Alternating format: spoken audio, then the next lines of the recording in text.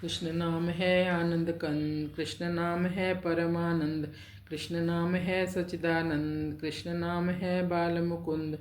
कृष्ण नाम जप रे मना, जन्म अकारथ खोए, सोया लंबी तान कर, तरना किस विध होए।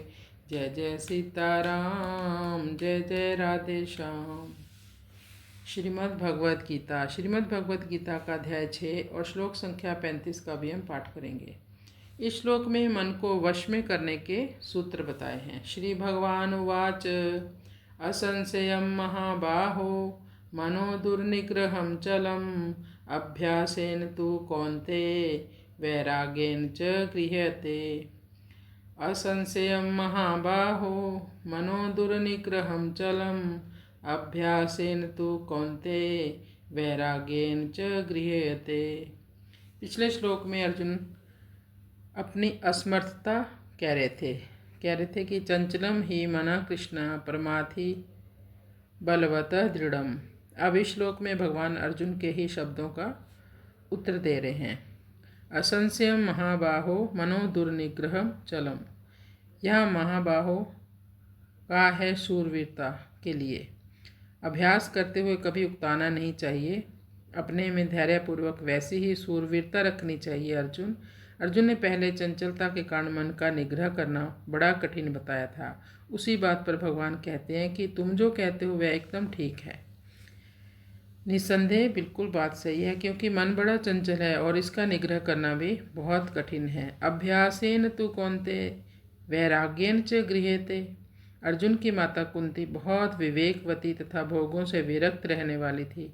कुंती ने भगवान श्री कृष्ण से विपत्ति का वरदान मांगा था। ऐसा वरदान मांगने वाला इतिहास में बहुत कम ही है। इसलिए यहाँ कौन्ते संबोधन देकर भगवान अर्जुन को कुंती माता की याद दिला रहे हैं कि जैसे तुम्हारी माता कुंती बड़ी विरक्त है, ऐसे तुम भी संसार से विरक्त होकर परमात्मा में लग जाओ और अपने मन को संसार से हटाकर परमात्मा में लगा दो, अपने वश में कर लो।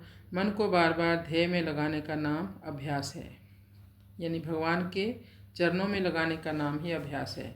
इस अभ्यास की सिद्धि समय लगाने से होती है, ये एक दो दिन में नहीं होती। इसके लिए प्रतिदिन समय देना होगा। समय भी निरंतर लगाया जाए और प्रतिदिन लगा। कभी अभ्यास किया कभी नहीं किया ऐसा नहीं। तात्पर्य है कि अभ्यास निरंतर होना चाहिए और अपने ध्येय में महत्व तथा आदर बुद्धि होनी चाहिए कि आपका ध्येय है क्या पाना चाहते हो आप। इस तरह अभ्यास करने से अभ्यास दृढ़ हो जाता है। अभ्यास के दो भेद हैं। अपना जो लक्ष्य, अपना जो ध्येय, उसमें मनोवृत्ति को लगाएं, अपने मन को लगाएं। दूसरी वृत्ति आ जाए तो दूसरा कुछ भी चिंतन आ जाए उसकी उपेक्षा कर दें, उससे उदासीन हो जाएं। जहाँ जहाँ मन चला जाए वहाँ वहाँ से उसको हटाकर अपने लक्ष्य के पास लाएं, अपने इष्ट को देखें। और दो साधनों के सिवाय मन लगाने के कई उपाय भी हैं। जैसे जब साधक ध्यान करने के लिए बैठे तब सबसे पहले 2-4 श्वास बाहर फेंक कर ऐसी भावना करें कि मैंने मन से संसार को अपने मन से निकाल दिया है। अब मेरा मन संसार का चिंतन नहीं करेगा, भगवान का ही चिंतन करेगा। चिंतन में जो कुछ भी आएगा वह भगवान का ही स्वरूप होगा।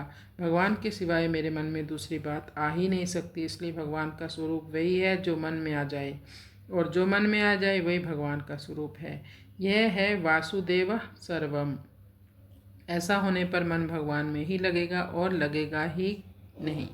भगवान के नाम का जप करें, पर जप में दो बातों का ख्याल रखें। एक तो नाम के उच्चारण में समय खाली न जाने दें, यानी राम राम एक लगातार बोलें। इस तरह नाम का भले ही धीरे धीरे उच्चारण करें पर बीच में समय खाली न जाने दें। और दूसरे, नाम को सुने बिना ना जाने दें, अर्थात जप के साथ साथ उसको सुने भी। इतनी आवाज़ में नाम का जप करें कि आपके कानों को सुनाई दे।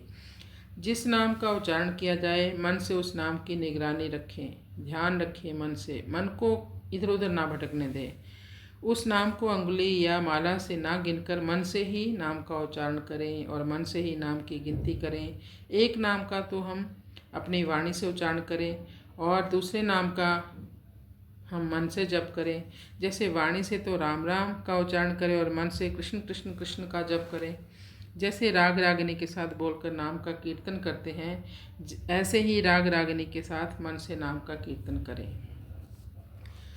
भगवान के चरणों से लेकर मुकुट तक और मुकुट से लेकर चरणों तक स्वरूप का चिंतन करें। भगवान मेरे सामने खड़े ऐसा समझकर भगवान के स्वरूप का चिंतन करें। भगवान के दाहिने चरण की 5 उंगलियों पर मन से ही 5 नाम लिख दें। अंगुलियों के ऊपर का जो भाग है उस पर लंबाई में 3 नाम लिख दें। चरणों की पिंडी का जो आरंभ है उस पिंडी की संधि पर 2 नामों के कड़े बना दें। यानी भगवान के पूरे शरीर में आप 108 नाम लिख दें। इससे आपकी एक माला भी पूरी हो जाएगी और आप नाम का कीर्तन भी कर लेंगे। यानी भगवान के दाहिने अंग में चरण से लेकर मुकुट तक 54 नाम मंत्र आने चाहिए और बाएं अंग में मुकुट से लेकर चरणों तक 54 नाम, मतलब 54 नाम आने से 108 माला हो जाती है और एक परिक्रमा आपकी कंप्लीट हो जाती है और भगवान के संपूर्ण अंगों का चिंतन भी हो जाता है। अगर आप प्रतिदिन ऐसा करोगे, कम से कम 1 माला तो आपको करनी चाहिए, अधिक कर सके तो और भी अच्छा। इस तरह अभ्यास करने के अनेक रूप, अनेक तरीके हैं। ऐसे तरीके साधक स्वयं भी सोच सकता है। अभ्यास की सहायता के लिए वैराग्य की जरूरत है, कारण कि संसार के भोगों से राग जितना हटेगा मन उतना परमात्मा में लगेगा।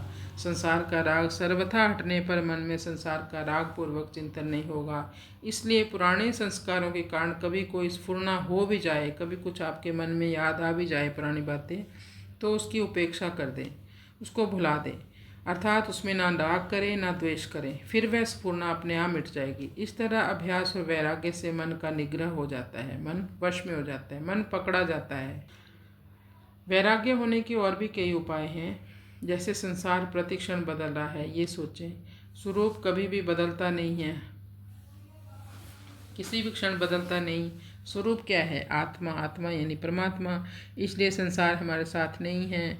जब वो संसार प्रतिक्षण बदल रहा है और हम संसार के साथ नहीं हैं, जैसे बाल्यावस्था युवावस्था हमारे साथ नहीं रही और परिस्थिति हमारे साथ नहीं रही, जो पहले समय था वो अब नहीं है।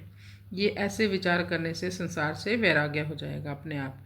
अपने कहलाने वाले जितने भी हमारे कुटुंबी, हमारे संबंधी, हमारे रिश्तेदार हैं, वे हमारे से अनुकूलता की इच्छा रखते हैं कि हम उनके साथ बोलें, बैठें, उठें। तो अपनी शक्ति और सामर्थ्य, योग्यता समझ के अनुसार उनकी न्याय युक्त इच्छा को पूरी कर दें और परिश्रम करके उनकी सेवा करें, परंतु उनसे अपनी अनुकूलता की तथा कुछ लेने की इच्छा का मन ना रखें, ये भावना रखें। इस तरह अपनी सामर्थ्य के अनुसार वस्तु देने से और परिश्रम करके सेवा करने से जो हमारे पुराने राग होते हैं वो समाप्त हो जाते हैं और उनसे कुछ भी ना चाहने से नया राग पैदा नहीं होता। इसे स्वाभाविक संसार से वैराग्य हो जाएगा। जितने भी दोष, पाप, दुख पैदा होते हैं वे सभी संसार के राग से ही पैदा होते हैं। जब हम संसार में जितने ही आसक्त होते हैं तो उसी से हमें दुख लगेंगे, पाप लगेंगे, दोष लगेंगे, कोई ना कोई पुण्य पाप बन जाता है उसमें। और जितना सुख शांति मिलती है वह सब राग रहित होने से ही मिलती है। ऐसा विचार करने से वैराग्य हो ही जाता है। कृष्णाय वासुदेवाय हरे परमात्मने प्रणत क्लेश नाशाय गोविंदाय नमो नमः। हरि शरणम हरि शरणम हरि शरणम।